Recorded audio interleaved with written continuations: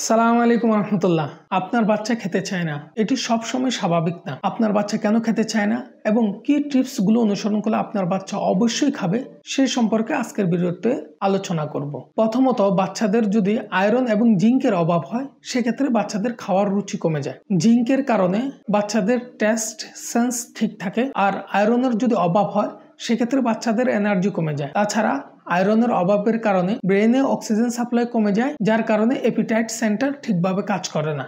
কৃমির সংক্রমণ বাচ্চাদের ক্ষুধা না লাগার আরেকটি অন্যতম কারণ। কৃমির সংক্রমণের কারণে বাচ্চাদের পেট ব্যথা, পাতলা পায়খানা ইত্যাদিও হয়ে থাকে।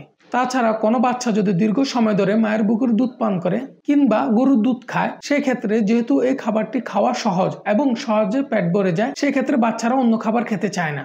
তাছাড়া বাচ্চাদেরকে যদি বাজারের তৈরি খাবার, বিশেষ করে চিপস, জুস, চকলেট ইত্যাদি দেওয়া হয়, এগুলো বাসার তৈরি স্বাস্থ্যকর খাবার চেয়ে অনেক বেশি মজাদার এবং আকর্ষণীয় হয়, যার কারণে বাচ্চারা এই সমস্ত খাবার খেয়ে পেট ভরে ফেলে, যার কারণে সে অন্যান্য খাবার খেতে চায় না।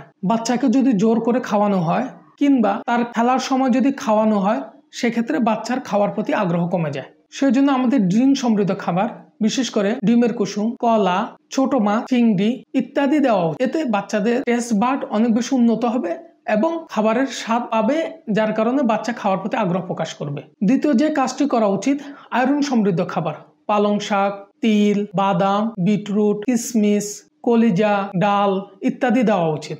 এতে বাচ্চার এনার্জি পাবে এবং অ্যাপিটাইট সেন্টার অ্যাক্টিভ হবে। মাঝে মাঝে বাচ্চাদের তিতা স্বাদযুক্ত খাবার যেমন তিতা করলা ইত্যাদি দেওয়া উচিত। এতে ভ্যাগাস নার্ভ স্টিমুলেট হয়, যার কারণে গ্যাস্ট্রিক অ্যাসিডের সিক্রেশন বেড়ে যায় এবং বাচ্চা খাওয়ার প্রতি আগ্রহ বোধ করে। তাছাড়া আমরা বেশি ক্যালোরিযুক্ত খাবার যেমন চানা, ঘি, খেজুর ইত্যাদি বাচ্চাদেরকে দিতে পারি। এই সমস্ত খাবারগুলো অল্প খেলেও বাচ্চারা পর্যাপ্ত পরিমাণে এনার্জি এবং নিউট্রিশন পাবে। সবসময় চেষ্টা করতে হবে বাচ্চাদের খেলার সময় এবং খাওয়ার সময়কে আলাদা করা। বাচ্চাদেরকেও যদি প্রত্যেকদিন নির্দিষ্ট সময় খাওয়ানো হয়, এতে বাচ্চাদের হাঙ্গার হরমোন গ্লিরিন অ্যাক্টিভ হয় এবং বাচ্চার খাওয়ার প্রতি আগ্রহকে বাড়ায় এবং ক্ষুধাকে বাড়ায়। সবসময় খেয়াল রাখতে হবে বাচ্চাদের খাবার আকৃতিগুলোকে রঙিন এবং আকর্ষণীয় করে তোলা এবং বিভিন্ন আকৃতির দেওয়া। এতে চাইল্ড সাইকোলজি অনুসারে বাচ্চাদের খাওয়ার প্রতি আগ্রহ বাড়বে এবং বাচ্চারা খেতে চাবে।